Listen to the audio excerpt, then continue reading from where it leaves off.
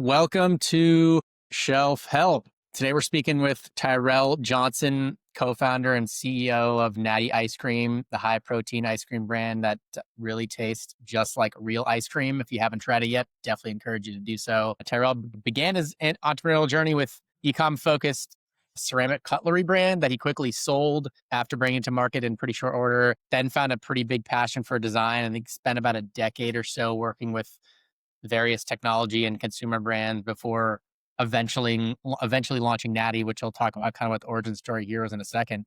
Yeah, Tyrell, just first off for the listeners that aren't that familiar with Natty Ice Cream, give us just kind of quick lay of the land in terms of origin story and why behind the brand, core products in the lineup, and then maybe just throw out a few places that people can get their hands on them today, and then we'll go from there. Cool. Yeah.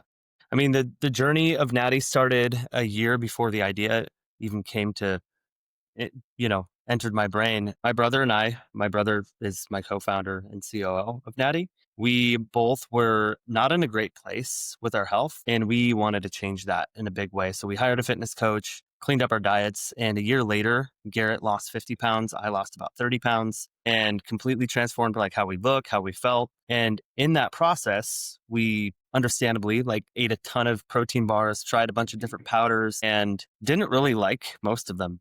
Most bars are not clean. Powders aren't that delicious. They're not that enjoyable. And right at the tail end of that journey, I discovered the Ninja Creami. So I picked one up. I was like, cool, we haven't had ice cream forever because we didn't want to share that with our fitness coach and explain why we were sneaking in ice cream. And so the Ninja Creami offered a new way to consume protein in a more indulgent form factor. I was like, sweet, I can have my ice cream again. 2 weeks into using it though, it was kind of cumbersome. You have to mix it, freeze it. And I thought somebody should put these in pints. So I looked online, tried to find it in retail, and I couldn't. And so the light bulb went off immediately.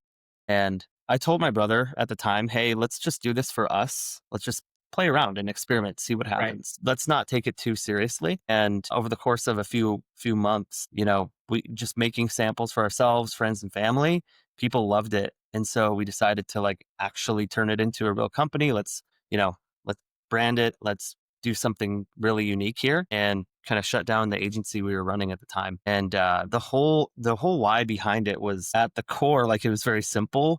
It was make a product for ourselves. We had cleaned up our diets. We had cared about, reading nutrition labels. My brother turned me on to Bobby Parrish. So we were like, no seed oils, no synthetic ingredients. Let's get really clean about the label on food we're consuming. And so that kind of sparked what Natty became.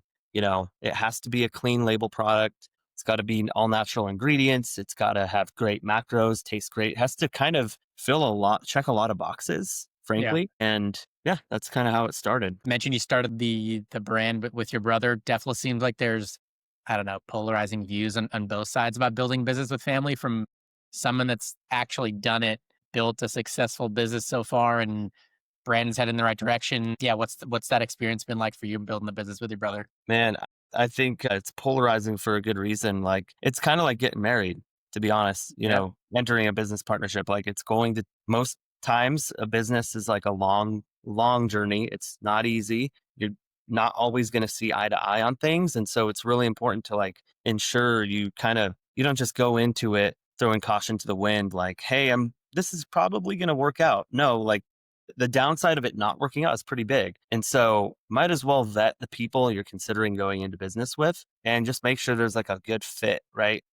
My brother and we have completely different skill sets, and that works really well because it's the division of labor, or what we're responsible for is very clear. We just divide and conquer in every area of the business. And we've just been fortunate to have both really come at it with the same level of respect and intensity and put communication first. I think the same goes for a relationship. So it makes sense. Anytime you're dealing with humans, communication is incredibly important. And so, yeah, I mean, listen, we've had our ups and downs, even in this business, there are times where things ebb and flow personally. And one person has to take a week off or work less, and that happens, right? So it's just about having understanding and good communication and working through that. But yeah, it's been great. So if if you can check the box with family, Yeah. and just, I think the big thing with family is my dad, my brother and I have been close with him on the business side too. He's been working with his oldest brother for 2.5 decades. Oh, wow. So we learned a lot from him. And his biggest lesson was always put uh, your family like first. Basically, make time to just hang out and be brothers, Totally. and don't bring like family dynamics or emotion into the business. Run a business with logic at the end of the day, and kind of create mental separation. Totally. I know you guys kind of initially created the first iteration of the product in your kitchen with the Ninja, as you mentioned before, moving to a more legit kind of ice cream machine. Rewind back to those early days of formulation and Yeah. dive into that a bit. I imagine it took quite a while to kind of dial things in, find a formulation and process that really worked. And as you said, actually really tastes like real ice cream. I guess kind of just without giving away any too many trade secrets or anything, what did you kind of feel like were the key variables that you guys were playing around with, or kind of key tweaks you made between that first version you made to that final version where you guys said, okay, this is right. We feel like we can actually start, taking this to market. And were there any kind of must-haves and non-starters? It's a great question. I mean, it's crazy. I just sent out a newsletter the other day, and it was cool to reflect. Like a year ago, we had just figured out the Natty brand, the foundation of it. We still hadn't given ice cream to strangers yet. Like, it's pretty crazy how much has happened in a year. And just thinking back to that process, it was nothing. There wasn't any kind of silver bullet or magic moment or thing we did. It was just repetition. And, day after day, it's kind of like seeing progress in the gym. You just continually go and show up, Yep. and the breakthroughs continue to happen in small ways. And then all of a sudden, those little incremental shifts in formulation, for example, like, oh, it's getting sweeter. Oh, it's getting softer, less protein taste. It's kind of trying to find ways to incrementally chip away at a better product.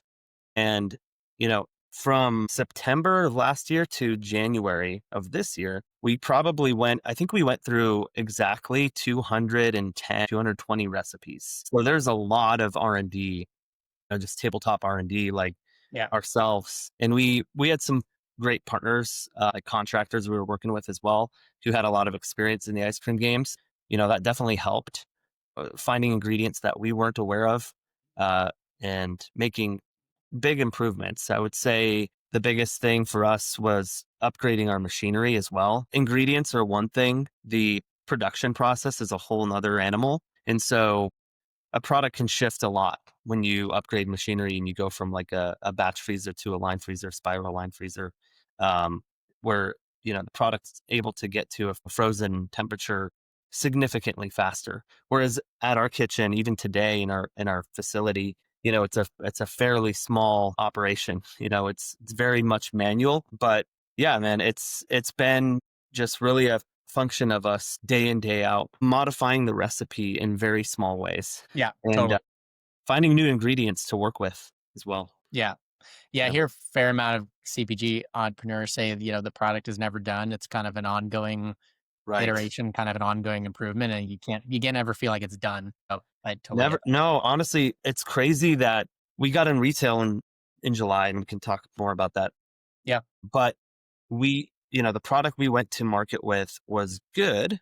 I was definitely happy about it. But as of mid-October, we made a huge unlock. Like, these incremental shifts over the summer, and then all of a sudden introducing a new ingredient really turn the table like on softness for us. We felt like we nailed everything on the indulgent flavor side. Like, it's got great macros. It has a creamy taste once it kind of thawed out. And it checked all those boxes.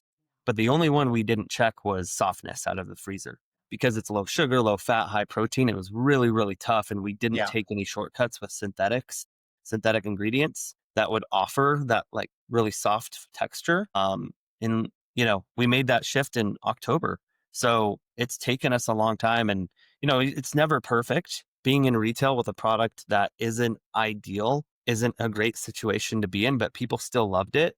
And now we're just incredibly excited to get this new version out, because it's a night and day difference. I think you guys have got a vanilla SKU in the market and a chocolate SKU in the market. If you're not able to say yet, that's totally fine. But if you are you able to share anything about anything that's coming up on the product roadmap? For sure, yeah. I'm not going to share the specific flavors yet. We're going to Fair. do like a grand reveal of those, of course, and promote them in a fun way. But there's a fruit forward a flavor, kind of on a innovating on a classic a little bit. And then there's that flavor that's got some fun texture to it, some Nice. crunch, All right. little mix-ins and stuff to make it more of a fun experience. And it's a delicious and new take on a classic flavor. So that's going forward. We wanted to kind of reinvent the classics and not reinvent them, but do them, bring this high protein, high fiber, low sugar, Yeah. like clean label approach to the classic flavors, and Yep. then start to expand with like innovative flavors. Yeah. Totally makes sense. Cool. Well, I'll be keeping an eye out. You guys are currently making the ice cream in a private commercial kitchen. Is there a plan to shift to a co-packer at some point? And if so, what's kind of the trigger point or milestones? Yeah, we're actually making that transition right now. Oh, nice. Cool. So we've been vetting. I mean, we've talked to pretty much every co-packer in the ice cream game across the country starting last September. So we've been vetting with a few of them since then and found a couple amazing partners that we would be, we're the only client of theirs in this category. And so really excited. We're rolling out kickstarting the process with one in 3 weeks. And so we'll be scaling with them. And then we have a secondary partner as well on the Western side of the United States. So super excited. Yeah. It just opens up the doors on raises the ceiling, if you will, on like capacity Totally. in a pretty much 150x what we can currently do, Wow. That's if awesome. not more. So it's a huge thing for us. We realized like we came into this, there was a lot of work building our own facility and figuring out how to make ice cream, having never done it before, especially like in a commercial ready way where we are licensed by the state and we can sell retail product. But even doing all that work, we realized this isn't what makes Natty special. This is not our secret sauce. And so it's funny, we built this whole thing up to only like not need it anymore 6 months later, less than a year. We're going to the plan is to still keep the R&D kitchen. It gives us a lot of like speed advantages on improving the products, developing new flavors. It's a content kitchen as well. So there's a lot of fun things we get out of it, a lot of benefits. But yeah, moving away from a production standpoint. I've heard that searching for a ice cream type product co-packer landscape is there's not a whole lot of there's not a big group out there that does Right. these kinds of products, and I've heard it can be a challenge to kind of find the one that's a good fit and that has capacity and is open to working with a new brand and all that kind of stuff. So awesome that you guys were able to find not even Yeah. one but two. Two, and I think the other advantage that I didn't know at the time, it's funny, there's a lot of clarity looking backwards, but one of the benefits of us building the kitchen and figuring out how to manufacture it ourselves in the beginning gives us a ton of knowledge going into Totally. working with these co-packers like in person. We know like what the overrun needs to be. We know how the product needs to feel out of the machine before it freezes. Like we understand the process versus us going there blind like I don't know. You guys do it. You're the experts. And then the product ends up having issues or, we're able to like see around the corner now. Let's talk brand identity, packaging design for a minute. I know this is definitely an area of your expertise. You've been doing a lot of this stuff before you launched Natty for the Natty brand. What were some of the key variables that were top of mind for you when you were building out the brand identity, kind of positioning brand voice for the brand? Yeah, for us, I mean, Natty, because we were deciding to go into the high protein, natural space, natural ingredients being like the two pillars that we're focused on. Garrett and I always wanted to create a brand that we would be excited to wear on a shirt, a brand that we were proud to represent. And that, like, I guess, desire came from all these other brands we've been a fan of in the fashion world, like streetwear world, like Represent, for example, to, other brands in the lifting space and supplements. And so we wanted to find a name that represented something bigger than just product that we were creating, kind of a movement, if you will. And it came to us pretty easily. Fortunately, in this naming journey, I can share that we started off with our code name in the beginning was Superhuman. Okay. And we still had the Greek god character and it felt cool, but it just didn't have like a deeper meaning to it. And we had a naming session with one of our really good friends who's now an investor. And he was like, what about Natty? Like the Natty bodybuilding culture is huge. And we were big fans of it. We just never put two and two together. And we're like, oh yeah, of course. And there's a tie into natural ingredients.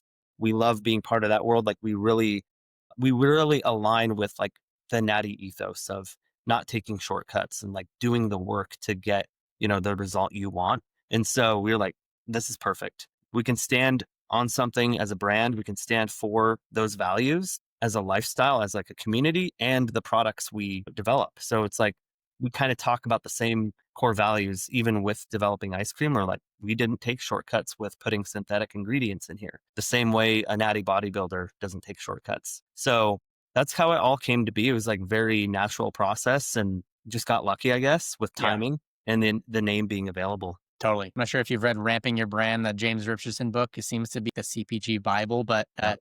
whether you've read it or not, he kind of talks about from what he's found is basically how premium pricing really just kind of comes from one really clear, crystal clear promise that a brand has versus kind of featureitis. And Yeah. that kind of context, what would you feel is Natty's one crystal clear promise to the consumer? Ours, given the position of course, like a protein forward, like a functional product, it's a commitment to clean label and premium ingredients. And so you have to back up, like if you have a premium brand, the ingredients, the product, the experience, everything else you do has to back up like I guess the appearance, like the claim to be a premium brand. You Hmm. might price it higher, but if you open up that container and take a bite and then flip it around and look at the ingredients and those don't match up, and you don't have that commitment to the consumer, then it's not a great look. And we're trying to build customers for life, right? Yeah. So at the end of the day, we have to find a way to make that work, and we have.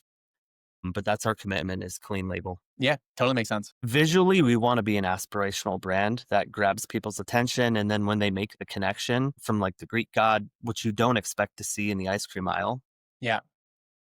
to like just the rich, indulgent experience that we offer, we started off in a completely different side of things with focusing on all organic ingredients. We focused on this kind of unattainable goal of a 10-to-1 calorie rate, protein to calorie ratio, where it was Hmm. like, we want 400 calories, 40 grams of protein. We want a macro max basically. And we just over time realized that the consumer doesn't, at least when it comes to ice cream, they're not trying to maximize their macros.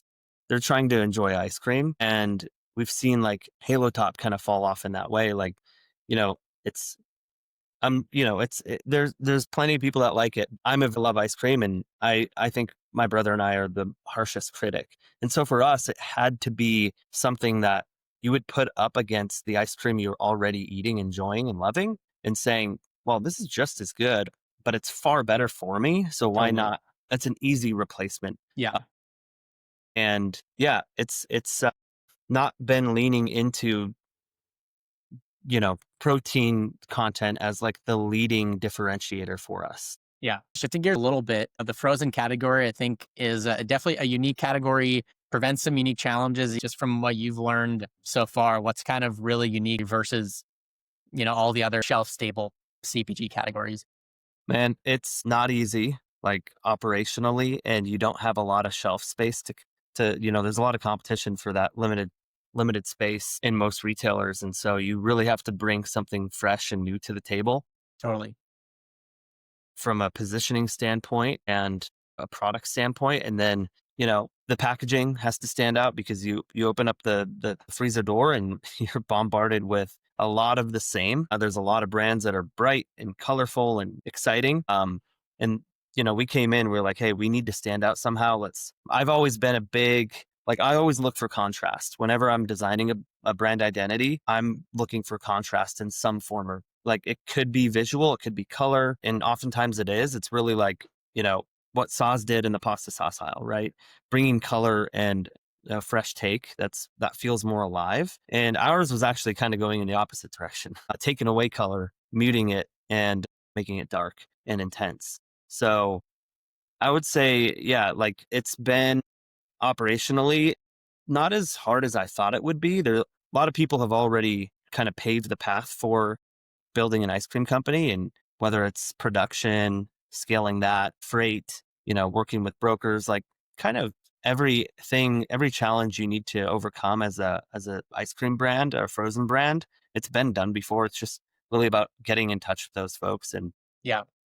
and learning as quickly as you possibly can. And then just learning on the go. I would say like given that there are a lot of challenges, more challenges than some other categories, I think higher barrier to entry, but that also offers a wider moat and less competition. You kind of touched on it a little bit. It seems like merchandising POP type opportunities are just like more limited in the space because, as you mentioned, you're sitting behind a freezer door, often condensated or whatnot. Are there anything that you guys have found can actually have real impact from this perspective? We're still pretty early, so Yeah.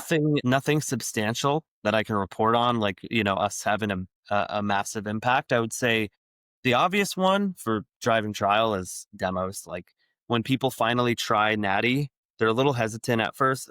I've never had protein ice cream before.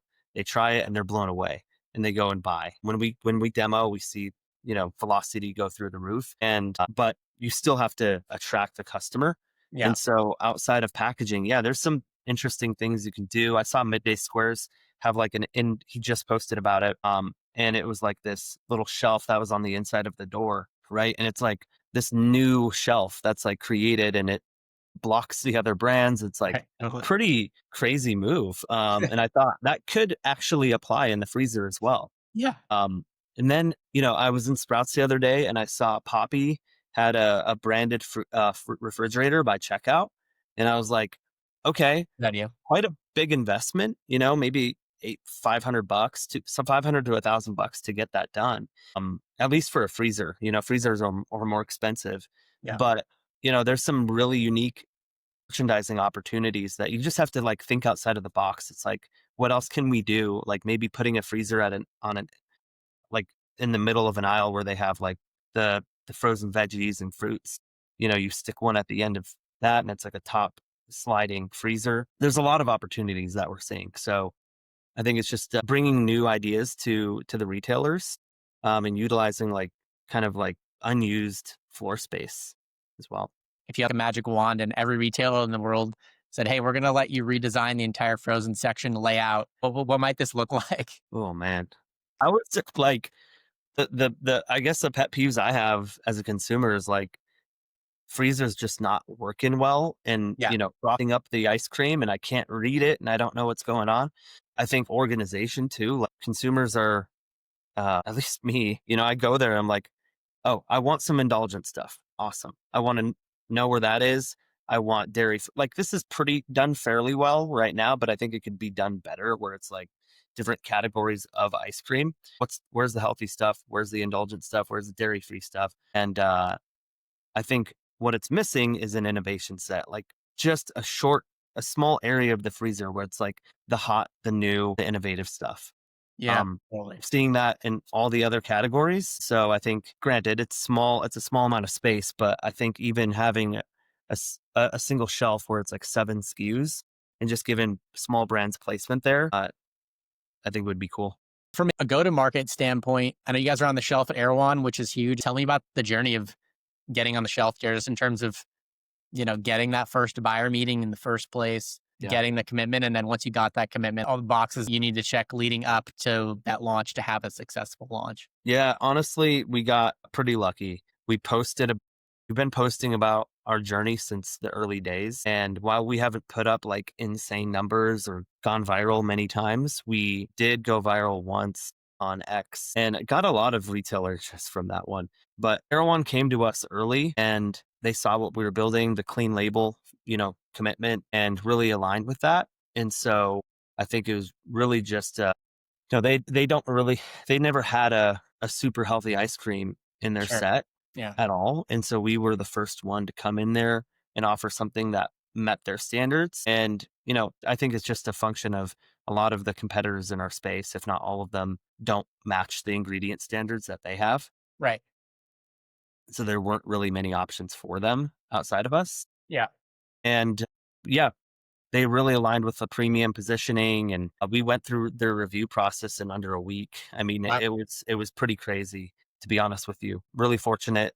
They're an awesome team. But like, if this is an opportunity to give any like advice, Yeah, not being please. someone who's like, I haven't sold $1 billion company, but I think, what I've seen happen from posting on social about like the behind the scenes and the journey and not being afraid to feel like I've had moments where I'm like, who am I to post about this? We haven't done anything. We haven't even launched yet. It's still an idea. This was early on, but at the end of the day, what do you have to lose? Except for ego, right? It's like, might as well. And the opportunities that have come from it have been awesome. So I would say like a lot of the opportunities we've had have come from us just sharing our journey. Anything you found specifically that's really having the biggest impact from a velocity standpoint there? I think product customer alignment. It's a really, really great, the customer there is looking for either something really healthy and clean, or they're looking for something that kind of gives them the signaling, like status signaling that, hey, Yeah. I bought this expensive item. It's premium and it looks cool. So I think we check both of those boxes. But honestly, the demos, the early on, we invested heavily in demos, and we still do. But just educating the consumer that we exist Yep. and it's delicious. And yes, it costs a lot currently, which is coming down, but it's worth taking the risk. Like, I just don't think I put myself in their shoes as often as I can. And I'm like, would I spend that much on ice cream that I've never tasted before? Sure. Not sure I would. And so demos really help bridge that gap, and it helped us a ton. That makes And I sense. would say field marketing too. Getting outside of the store and thinking of innovative ways to meet your customers before they even, because a lot of people, they just don't know you exist, Totally. let alone in what stores. Yeah. So getting out into the real world, doing collaboration events and getting products in front of people in that way has driven a lot of awareness as well. Yeah. And I think it also gives brands an opportunity to actually build a relationship with the person. Yeah. And, even from a transactional perspective, like if you can get their contact information, you're not going to get that from the retailer. Yeah. So, if you have no D2C component, you might as well be out there in the real world doing giveaways, doing samplings, doing things to get people's contact information so you can remarket to them. And then, from the less like trackable perspective, less data driven perspective, it's really just about connecting with other humans and creating an emotional experience around your brand Yeah. so that you build a customer for life. Yeah. Totally. Let's talk about brokers for a minute. I'm pretty sure you guys work with Cultivate, who I've definitely heard good things about. For other entrepreneurs, brands are about to start working with a broker. Like, how can a brand truly partner with their broker to maximize success? And there's a lot of things. Honestly, I think the biggest one is going in with the right expectations. I've heard stories where founders are getting the growth they're getting growth. They're growing door count pretty quickly, and they're still not happy, and they're like coming at the broker and pressuring them, and it's like having realistic expectations Yeah. first off, right? And seeing them as a partner and respecting them and their team. And then it's also just like treating them like they are an extension of your team. And so making the time to meet with the people on that team individually, Yeah. making sure you answer all their questions, making sure they get product and can sample it and get to experience it for themselves. Totally. And then also just being quick to give them the assets, the resources that they need to be successful. Like, it's just, you know, prioritizing that and making sure they're armed to go out there and win doors. When did you guys decide it made sense to start engaging a broker? I mean, at the end of the day, I think the bigger question is just making sure that you understand what the cost of growth is. Totally. Even beyond getting a broker, it's like backing up even further and saying, okay, if the broker does their job well and gets us all this growth, are we ready for it? Right. Do we have like the demo engine, or do we have a partner, or are we going to build our rep program ourselves? What is that going to cost realistically? Let's overestimate this. Let's understand what the slotting is going to be. Let's understand the free fill situation. There's a lot that goes into that. Are you ready for a broker? I think looking back, I think there's a lot you can do as a founder, just going direct to retailers. Sure. But if you have the capital and you're ready for that growth, yeah, I think going and working with a broker makes sense when you have the capital Yeah. and you're ready. So I think it's for us, we comparatively to some other brands we know, like we went in pretty early with a broker, but we also understand what the costs are going to be Sure. when we get the growth that we're going after. So definitely not the most lean approach. It's not cheap to work with a broker, but you're either going to do the work yourself or you're going to leverage people who have relationships and Right. the cost. In terms of how you ended up honing in on ultimately deciding to work with Cultivate, any recommendation in terms of best way to kind of diligence or, I guess, validate a broker's retail relationships? hmm For us, it was the decision stemmed from our advisors. We've been really fortunate to be friends with Troy and Winston from Sauce, and met with them and knew that they had an amazing relationship with Cultivate. And so it was kind of one of those situations where we did talk to a couple others, Yeah. but at the end of the day, people we trusted them. So I think it's also making sure, we it's not like we talked to Cultivate, had this trust, and had they been working with a competitor of ours, or a significant amount of ice cream or like frozen brands, that might have changed their decision. But given that we were like the only one, that made that decision really easy. So I think Totally. also just considering what other brands they're representing, and will you be able to get the attention, of the team is an important decision. That makes sense. That's super helpful. Yeah, Tyler, last question for you. Any brands, specific brands, or just trends in general in the CPG space that you've been kind of tracking at all, or things that you've gotten particularly excited about? In frozen specifically, I've always been a big fan of the Alex team, Alex Ice Cream. The Culture Cup is awesome. Yep. I love seeing that. That's like a pretty innovative thing. Bringing a different form factor as well, like the mini cup, where you can we've seen that do really well for us outside of the retail. Like we don't sell those currently, Hmm. but those form factors are fun, and it's a great switch up on something that I didn't expect to see in frozen, frankly. Generally in CPG, I think the movement like back to the protein trend is a little insane. It's gone too far. And I think we're going to see a correction pretty soon. Like, it's just too much, man. They're putting protein in water now. And I don't know. I love protein. I love it, but it's getting a little crazy. So Yeah. seeing fiber come back, I think is really, really good. I mean, my partner is a functional medicine doctor, and I've learned a lot about the human body through her. And we can't just overload our bodies with protein. We need to have a pretty balanced diet. I think Right. fiber intake in the US is pretty low. We can all do better, myself included. And so seeing more of an emphasis and a trend on fiber coming back is cool. And it's almost overwhelming, like how much innovation is happening in CPG and how many cool brands there are. It's Totally. almost I hard agree. to like think of the brands that have caught my eye recently. Yeah, there's a Um, lot for sure. There's a lot going on. Well, yeah, that's been great. I think a lot of other people are getting excited to follow along. What's the best place to follow along with you specifically, Tyrell? And then best place for people to follow along with Natty as well. yeah, for me personally, it'll be LinkedIn. I love posting on there for whatever reason, keeping people up to date on the journey, showing behind the scenes. And then for Natty, Instagram's the best place to really get a feel for our brand, what we Perfect. stand for, and events and everything that we're doing in the real world. So yeah, we're natty ice cream on Instagram, Perfect. and then Tyrel Johnson on LinkedIn. Mm.